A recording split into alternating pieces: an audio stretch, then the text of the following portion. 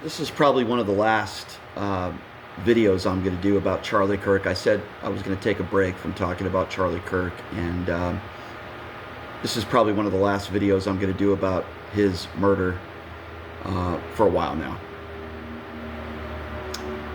First thing I'm going to say is that I was on the air live last week when Charlie Kirk was assassinated.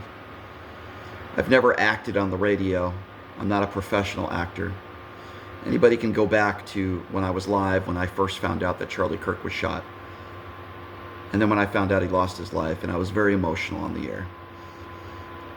And I was emotional on the air not because I'm a Charlie Kirk fan. In fact, I disagree with just about everything he stood for. Don't think he was a good guy.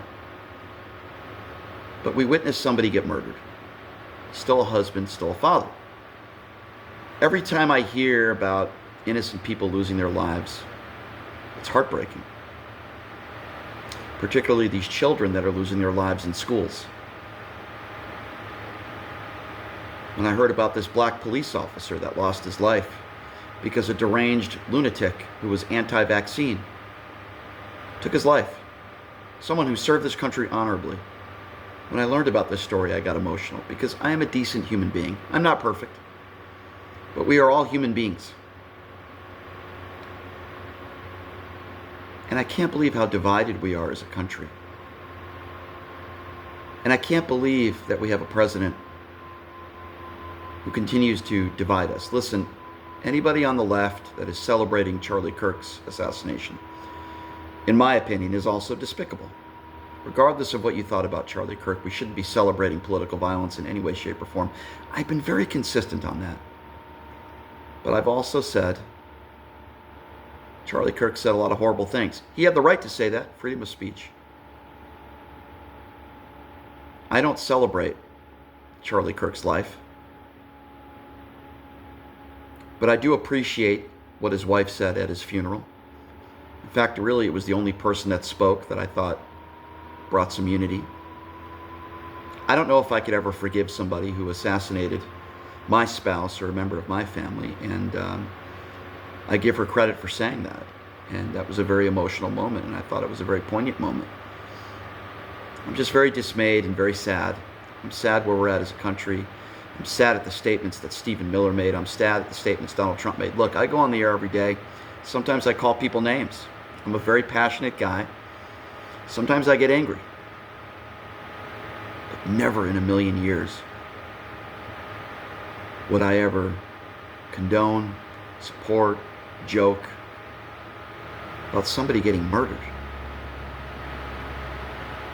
And all I've done over the course of the last week is read some of Charlie Kirk's quotes.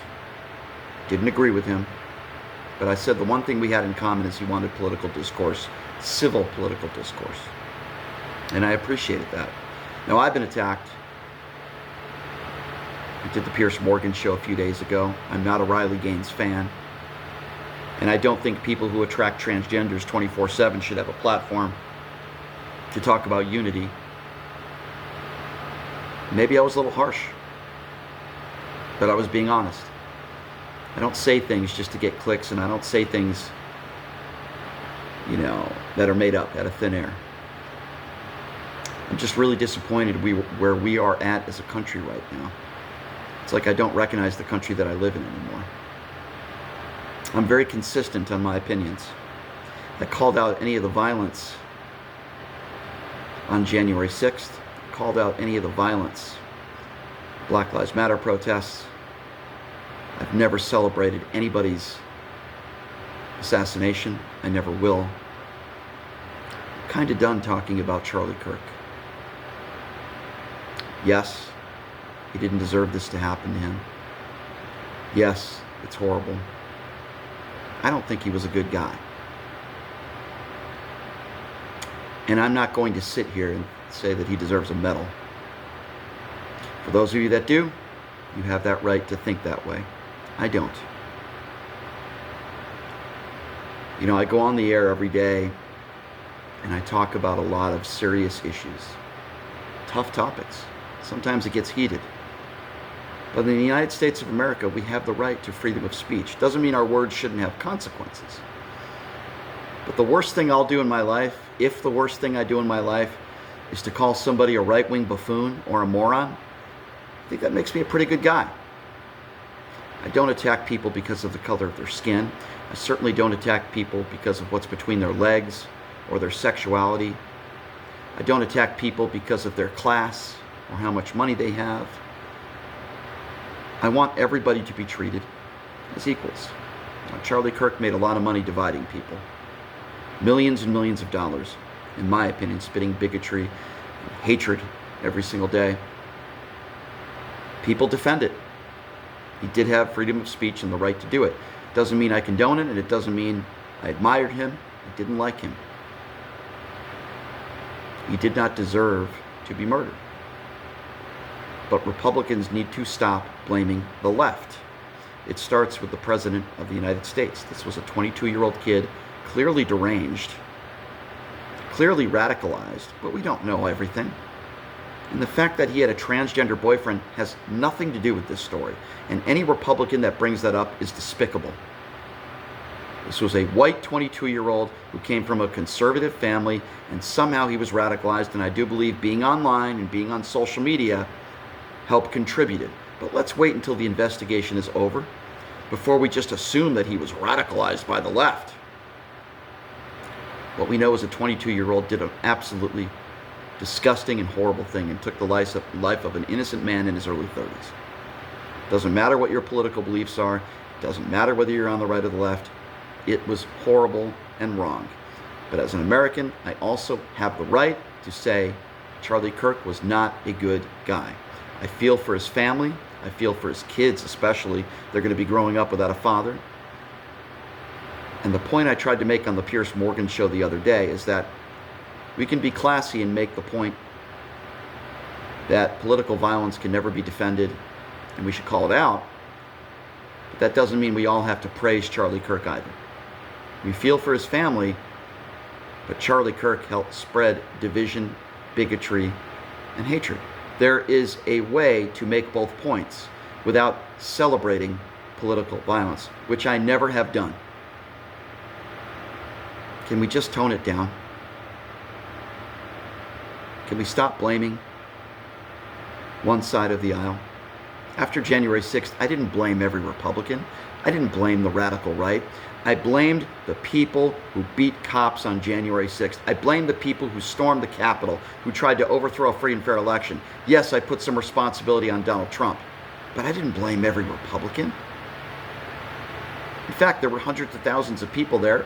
Obviously, I disagreed with them. They were there because they thought the election was stolen. I think that's idiotic, but I didn't blame them for the violence that took place on January 6th. I blamed the people that were convicted. Why can't we do that? Why can't we all come together and just call out political violence in general? If we can't do that, then where are we headed as a society? These are some of the final comments I'm going to make about Charlie Kirk. Unfortunately, and it's very sad, he had his memorial service over the weekend. He's now 6 feet underneath the ground, and it's time to move forward. And I wish his kids and his family peace during this very difficult time. But it's time to move forward now. This isn't the left's fault. This isn't the right's fault. This is the fault of a deranged 22-year-old who was clearly radicalized online. This isn't the fault of transgenders. This had nothing to do with race. Let the investigation run its course. And I hope this 22-year-old is held to the highest extent of the law. Why is that so hard for all of us to do? Why is that so hard for all of us to say? Think about that for a moment. And how divided we are as a country. Yes, I criticize the MAGA movement. I criticize Donald Trump. I criticize his policies. But we have the right as Americans to do so. And there's a way to do it without condoning violence. I will never do that. When Steve Scalise was shot, I called that out. Any form of violence, I call out. But we always have to blame the other side of the aisle. I had nothing to do with what took place. with Charlie Kirk's assassination. Yet I went on Piers Morgan, and then all of a sudden, some of the right-wingers on the panel, and even Nancy Mace, put some partial blame on me, which is absolutely absurd and ridiculous. We need to find a way to come together. We need to find a way to call out hatred, bigotry, racism, transphobic people. And we need to call out politicians who continue to divide us. Democrat politicians are not celebrating the assassination of Charlie Kirk. That's a lie. And these are the last public statements I'm going to make about Charlie Kirk for a long time, because I've had enough and I'm emotionally drained. It's bad for the country. It's bad for America. Obviously, it was bad for Charlie Kirk. It's bad for his family. It's horrible for people that were there that are traumatized.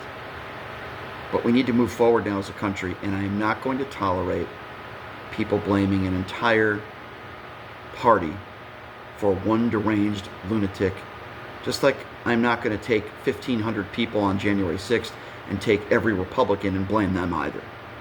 Why can't we at least agree on that?